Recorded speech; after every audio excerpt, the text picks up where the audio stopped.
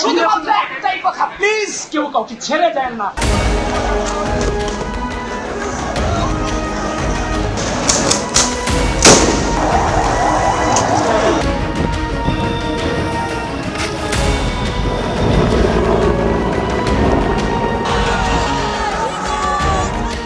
জুলাই আগস্টের গণ অভ্যুত্থান মূলত সফল হয়েছিল ছাত্র জনতার ঐক্যবদ্ধ প্রয়াসের মাধ্যমে। সেখানে ঢাকা বিশ্ববিদ্যালয় সহ বাংলাদেশের সকল শিক্ষা প্রতিষ্ঠান এবং বেসরকারি বিশ্ববিদ্যালয়ের শিক্ষার্থীরা, মাদ্রাসার শিক্ষার্থীরা সহ আপামর ছাত্র জনতা ভূমিকা পালন করেছে। তাদের সাথে এই কোটা সংস্কার আন্দোলনের শুরু থেকেই ছাত্রদল সম্পৃক্ত ছিল এবং ছাত্রদল যখন কোটা সংস্কার আন্দোলন বৈষম্য বিরোধী ছাত্র আন্দোলনের ব্যানার সংগঠিত হলো 8ই জুলাই, সেই 8 জুলাইয়ের পর থেকে ছাত্রদল কিন্তু সাংগঠনিকভাবে অর্গানাইজড ওয়েতে এই আন্দোলনের অগ্রভাগে ছিল। কিন্তু আমরা কোনো ব্যানার ইউজ করিনি। ব্যানার বলতে যে আমাদের নিজস্ব যে আমরা সচরাচর বিগত 15.5 বছর যেভাবে আমাদের যে মিছিল মিটিংগুলো করেছি ব্যানার সহকারে, আমরা কিন্তু কোটা সংস্কার আন্দোলনে ব্যানারের মাধ্যমে ছাত্রদল অংশগ্রহণ করিনি। এবং সেটা আমরা কোটা সংস্কার আন্দোলনের যে বৈষম্য বিরোধী ছাত্র আন্দোলনের ব্যানারে যারা ছিল, নেতৃত্বে যারা ছিল, তাদের সাথে পরামর্শক্রমেই আমরা এই সিদ্ধান্তে উপনীত হয়েছিলাম। এবং কোটা সংস্কারের পক্ষে সারা দেশের জনমত গঠনের মাধ্যমে যখন ডে বাই ডে এর অগ্রগামী ভূমিকা পালন করছিল, ঠিক তখন আমরা বিশেষ করে 14 জুলাই, 13 জুলাই এগুলোতে আমাদের দেখবেন যে ঢাকার রাজপথে মিছিলের ফুটেজগুলো রয়েছে। আমরা ছাত্রদল বিভিন্ন কর্মসূচি পালন করেছি। এই বিক্ষোভের ফলে তাদের কিন্তু মনোবলও বেশ ভেঙে পড়েছিল। তো যাই হোক, আমরা আরও বেশি মানসিকভাবে চাঙ্গা হয়েছিলাম। পরের দিন 15 তারিখ আমরা এর প্রতিবাদে ছাত্রদল বাংলাদেশের সকল শিক্ষা প্রতিষ্ঠানে কর্মসূচি পালন করেছে, বিক্ষোভ কর্মসূচি দিয়েছিল। কিন্তু তার আগেই সাধারণ শিক্ষার্থীরা যখন মাঠে নেমেছে, তখন ছাত্রলীগ হায়নার মতো ঝাঁপিয়ে পড়েছিল। এবং আপনার শহীদুল্লাহ হলের সম্মুখে আমাদের শিক্ষার্থীদের, বিশেষ নারী শিক্ষার্থীদের যেভাবে বর্বরোচিত হামলা করা হয়েছে, এবং আপনার পুরো ক্যাম্পাসে ঢাকা বিশ্ববিদ্যালয় সহ বাংলাদেশের সকল শিক্ষা প্রতিষ্ঠানে নারী শিক্ষার্থীদের উপর যে বর্বরোচিত হামলা করা হয়েছিল 15ই জুলাই 2024, সেদিনও কিন্তু আন্দোলন ভিন্ন মাত্রায় রূপ লাভ করলো। অর্থাৎ আমরা বুঝতে পেরেছিলাম এরা পাগল হয়ে গেছে, উন্মাদ হয়ে গেছে, আওয়ামী লীগ এবং ছাত্রলীগ উন্মাদ হয়ে গেছে, সেহেতু এদের পতন অবশ্যম্ভাবী। তো তারপর 15ই এই ধরনের ন্যাক্কারজনক হামলার প্রতিবাদে, এবং আমাদের তো ছাত্রদলের সারা দেশে কর্মসূচি ছিল, সেখানেও হামলা হয়েছে, পুলিশ গ্রেপ্তার করেছে।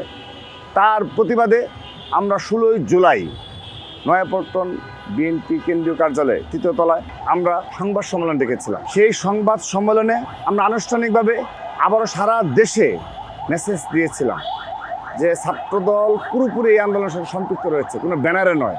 কোটা সংস্কার আন্দোলনে অর্থাৎ বৈষম্য বিরোধী ছাত্র আন্দোলনের ব্যানারেই আমরা রয়েছি। সেদিন থেকে ছাত্রদলের আমাদের শীর্ষ পর্যায়ে নেতাকর্মী আমরা যারা ছিলাম, সবার বাসায় বাসায় ডিবি গিয়ে হামলা চালিয়েছে। তো যা হোক, আমরা তো আর বাসায় ছিলাম না, আমরা তো সুন্দরভাবে আমাদের আগের যে কৌশল রয়েছে সেই কৌশল অবলম্বন করেছিলাম। তো সেই প্রেক্ষাপটে আমরা 16 জুলাই যখন আবু সাইদ এবং ওয়াসিম আকরাম, ছাত্রদলের একনিষ্ঠ নেতৃত্ব ওয়াসিম আকরামের শহীদ হওয়ার সংবাদ পেলাম, আমরা তারপর আর ঘরে থাকার আর কোনো প্রকার কোনো সিদ্ধান্ত কাউকে দেইনি।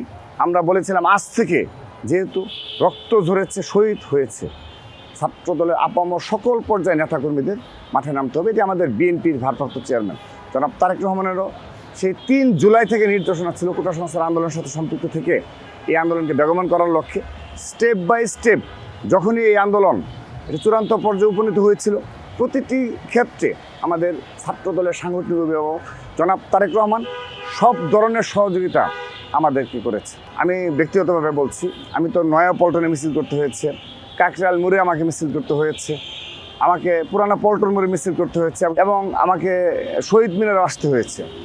তো এই কারফিউ থাকাকালীন সময়ে আমরা কিভাবে এই মুভমেন্টগুলো করেছি, এক্ষেত্রে আমাদের যে অতীতের অভিজ্ঞতা, বিগত 15.5 বছর আমরা যে বিগত ফ্যাসিস্টদের বিরুদ্ধে লড়াই করেছি, সংগ্রাম করেছি, এবং আমরা আমাদের কৌশল অবলম্বন করে গ্রেপ্তার এড়িয়ে যাওয়ার চেষ্টা করেছি, যদিও আমাকে 4 বার গ্রেপ্তার হতে হয়েছে 15.5 বছরে, দীর্ঘদিন কারাবরণ করতে হয়েছে, কিন্তু তারপরও অনেকবারই আমি গ্রেপ্তার এড়াতে সক্ষম হয়েছি। আমাদের নিজস্ব কৌশল অভিজ্ঞতার আলোকে আমরা সেই অভিজ্ঞতাতে জুলাই আগস্টে গণঅভ্যুত্থান কাজে লাগিয়েছি। যেমন যখন আমি মুভমেন্ট করতাম, তখন সেই মুভমেন্টে যাত্রাবাড়ি থেকে ড্যামরা থেকে যখন আমাকে শহীদ মিনারে আসতে হয়েছে, সেদিন আমি 3টা বাইক রেখেছি, আগে পরে পেছনে 3টা। তো যেন আমাকে যদি গ্রেপ্তার করার জন্য থামানো হয়, আমি দৌড়ে যেন সামনের বাইকে গিয়ে যেন অবস্থান নিতে যেন পারি। তো এরকম ওই ধরনের এক্সপার্ট যারা রয়েছে তাদেরকে নিয়েই আমি মুভমেন্ট করতাম। এবং যেদিন আমরা কাকরাইল মোড়ে কমপ্লিট শাটডাউনে যে মিছিলটা করেছি আপনার 18ই জুলাই কাকরাইল মোড়ে, আমরা সেদিন শান্তিনগর মোড় থেকে মিছিল সকাল কাকরাইল মোড় সকাল 9টায় অবরোধ করে তারপর প্রধান বিচারপতি বাসভবন পর্যন্ত আমরা গিয়েছিলাম। সেদিনও কিন্তু আমাদের চারপাশে ডিবি, পুলিশ এবং আমাদের উদ্দেশ্য করে গুলি চালানো হয়েছে। আমরা কিন্তু সেদিনও এখান থেকে রক্ষা পেয়েছি আমাদের কৌশলের কারণে। প্রতিদিনই চেষ্টা করেছি যে জুলাই আগস্টে গণঅভ্যুত্থানে বাসা থেকে বের হয়ে রাজপথে আন্দোলনে ছাত্র জনতার আন্দোলনে সম্পৃক্ত হওয়ার জন্য।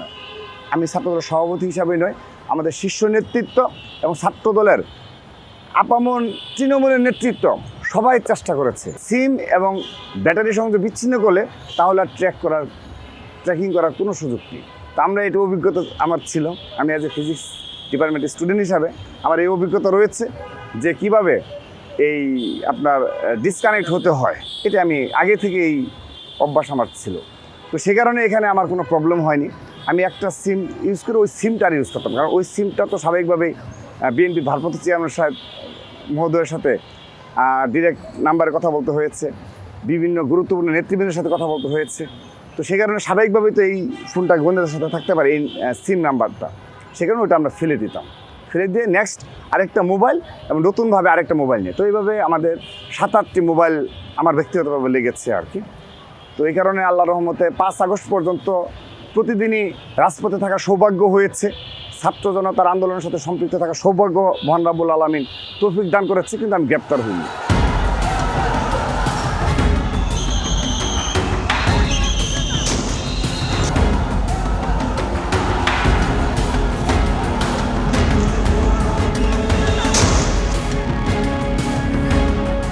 পুরো জুলাই আবু সাইদ এবং ওয়াসিম আকরামকে হত্যা করার পর আমাদের বিএনপি ভারপ্রাপ্ত চেয়ারম্যান জনাব তারেক রহমান আমাদেরকে ছাত্রদল কেন্দ্রীয় সংসদে আমরা যে সুপার 5 রয়েছি 5 জনকে 5 দিকে থাকার নির্দেশনা দেন। তো সেই নির্দেশনা মোতাবেক আমি যাত্রাবাড়ির স্পটটা আমাকে বলা হয় যে তুমি ওই সাইডে আন্দোলন তুঙ্গে উঠছে, সেদিন তো আমাদের অবস্থান লক্ষ্য করে, অনেকের অবস্থান লক্ষ্য করে গুলি চালানো হলো। তো সেই গুলিতে তো আমিও ক্ষতবিক্ষত হলাম, রক্তাক্ত হয়েছি। তো তারপর চিকিৎসা নেওয়ার তো কোনো সুযোগ নেই, চিকিৎসা তৎকালীন সময়তে কেউ চিকিৎসা নিতে পারে নাই। তো তারপর বাসায় থেকে ড্রেসিং করেই মোটামুটি সুস্থ হওয়ার চেষ্টা করেছি।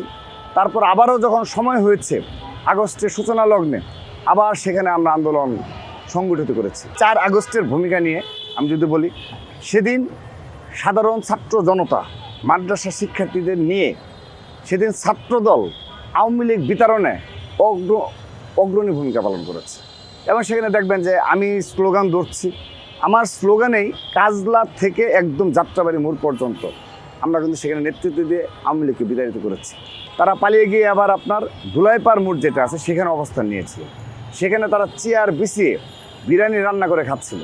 আমরা কিন্তু সেখানে গিয়েও কিন্তু হামলা করেছি এবং মিছিল সহযোগে। সেই মিছিলে দেখবেন যে একদম যাত্রাবাড়ি থেকে, এই মিছিলে আবার পুরো ভিডিওটাই কিন্তু রয়েছে, একদম যাত্রাবাড়ি থেকে ধুলাইপাড় মোড় পর্যন্ত গিয়ে আমরা চেয়ার ভেঙে তছনছ করে দিই এবং সবাই দেখেই পালিয়ে যায়। কারণ ওদের ওই মনোবলটা ছিল না যে এই কয়েক হাজার ছাত্র জনতাকে হামলাকে উপেক্ষা করা। তারপর প্রথম যেটি দেখলাম যে 6 আগস্ট ঢাকার গণভবন অভিমুখে যাত্রা হবে, এভাবে আমাকে জানানো হলো।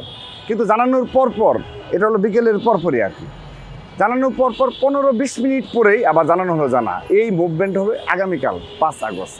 একদিন আগে নিয়ে হ্যাঁ, একদিন আগে নিয়ে আসলো। তারপর তো আমাদের একটা সুবিধা ছিল যে আমরা আবু সাইদ এবং ওয়াসিম আকরামকে হত্যার পরেই আমরা নির্দেশনা দিয়েছিলাম যে যেন সারা দেশের, বিশেষ করে ঢাকা বিভাগের যে সকল ছাত্রদল নেতাকর্মী রয়েছে, যাদের সম্ভব হবে তারা যেন ঢাকায় যেন আত্মীয় স্বজনের বাসায় কিংবা আমাদের নেতাকর্মীদের বাসায় যেন অবস্থান যেন করে, যে ছাত্র জনতা অবশ্যই তারা আজকে আবার মাঠে নামবে এবং চূড়ান্ত বিজয় অর্জন করবে। সেক্ষেত্রে ছাত্রদলের একজন নেতাকর্মীকে আর ঘরে থাকা যাবে না।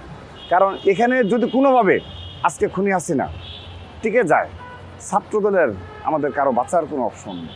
এই 5 আগস্ট